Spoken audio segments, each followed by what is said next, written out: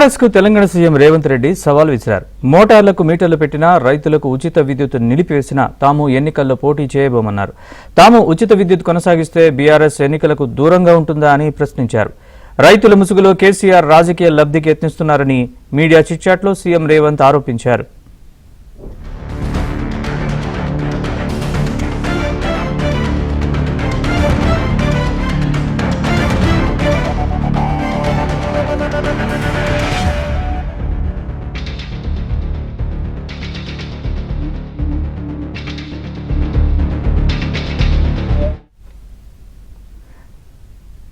అబద్దాల పునాదులపై పార్టీలను బతికించుకోవాలని BJP, BRS ప్రయత్నిస్తున్నాయని CM Revanth అన్నారు. MSP కేంద్రం నిర్ణయించింది గాని ఒక్క గింజనైనా కొంటున్నారా అని ప్రశ్నించారు. కేంద్రం కొనకపోవడం వల్లే తెలంగాణలో రైతులు ఇబ్బందులు పడుతున్నారని తెలిపారు.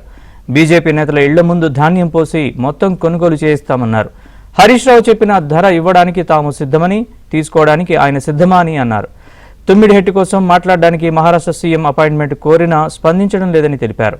పోలవరం కోసం 7 మండలాలు ఇచ్చిన మోదీ తెలంగాణ కోసం ఇప్పించలేరా అని ప్రశ్నించారు.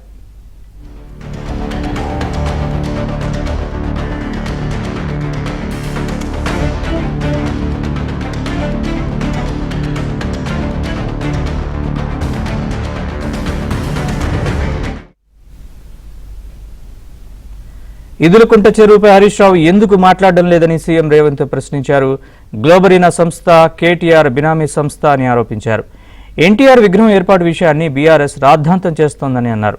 ఖమ్మంలో ఎన్టీఆర్ విగ్రహం పెట్టించలేదా?